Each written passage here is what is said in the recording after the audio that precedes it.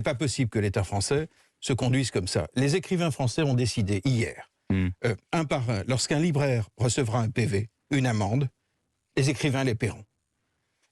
L'amende qui est arrivée hier à Cannes sera payée par Didier Van Kovlart, qui est le parrain de cette librairie. Il ouvre le bal.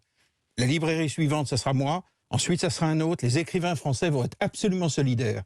Nous n'acceptons pas de vivre dans un pays... Mais de quoi on parle? Je veux dire, que des flics débarquent pour faire fermer des librairies. Des flics. Est-ce qu'ils n'ont pas autre chose à faire en France en ce moment? Attends, ajoutez qu'il y a une deuxième situation absurde qui s'est créée. Quand on a fermé les librairies, les libraires sont allés voir leurs interlocuteurs des pouvoirs publics et leur ont dit, écoutez, il y a quelque chose de très injuste. Nous avons choisi ce métier. C'est notre cœur de métier, nous l'avons choisi par passion.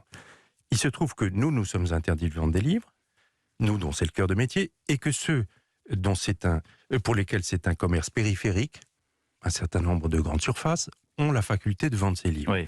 L'argument consistait à dire, il y a là une distorsion de concurrence insupportable pour nous, et donc il s'agit de nous rouvrir. Et le gouvernement leur répond, vous avez raison, il y a une distorsion de concurrence, donc on va interdire aux autres de vendre des livres. C'est ce qui s'est passé dans les grandes surfaces. J'ai fait mes courses hier. Vous avez déjà vu un pays où des livres sont bâchés? Alors, justement, Marc Lévy a posté une photo d'une grande surface avec la banderole interdisant le rayon livre. Il dit en commentant, ni Poutine ni Trump n'auraient fait ça. Est-ce qu'on ne va pas un peu trop loin dans la comparaison politique, notamment? Mais c'est inadmissible. Non, mais les on Français sait bien que c'est pas de la censure. Non, mais attendez, on sait bien que c'est pas de la censure. Il s'agit pas de ça. Il s'agit de dire, encore une fois, dans un pays qui se prétend être un pays d'exception culturelle, quand notre exception consiste à fermer la librairie, à rendre inaccessible le livre, sauf par le biais d'Amazon, c'est-à-dire ça consiste à pousser les lecteurs. Il y a Place des libraires, il y a la Fnac, il y a aussi d'autres sites en ligne. Si vous regardez le pourcentage de vente en ligne, Amazon est très, très, très prédominant. Mais c'est donc si on veut faire de nous, des enfants, il faut faire un peu de pédagogie. Et si on veut français, il n'y a pas que Amazon, il y a aussi d'autres sites. Sauf que où est-ce que vous voulez acheter aujourd'hui? Je veux dire, si vous voulez faire des Français des enfants de Netflix et d'Amazon, il faut le dire. Mais c'est pas absolument ça l'exception culturelle. Alexandre Jardin, vous disiez c'est inadmissible. Mais enfin, de quoi est-on en train de parler? Hier, j'étais en train de faire mes courses dans une grande surface et j'ai vu effectivement les rayons livres bâchés. Mais c'est la tête des Français qui voient ça. Vous avez fait quoi? Vous avez arraché la bâche? Vous êtes capable, hein? Vous étiez à deux doigts. Je ne l'ai pas fait. mais je discutais avec les gens dans le magasin. Mais les Français voient ça avec stupeur. Et il faut savoir aussi que quand les libraires résistent aujourd'hui, à Cannes hier, la libraire qui a résisté, c'était...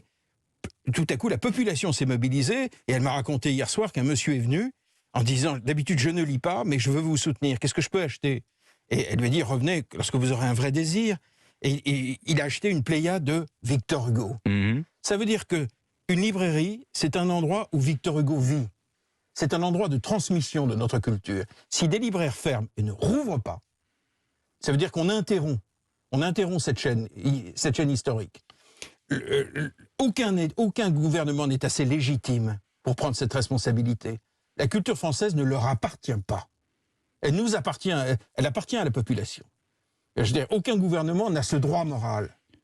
Vous parliez de Victor Hugo, certains observateurs, dont un grand mécène dans l'art, qui a publié un message sur les réseaux sociaux, qui disait, est-ce que c'est pas le temps aussi de, pendant 15 jours, de ne pas acheter des livres nouveaux, mais de relire un classique qu'on a dans sa bibliothèque? Mais c'est une vue d'esprit, parce que Olivier Nora vient de le dire, c'est la survie économique d'une filière qui se joue.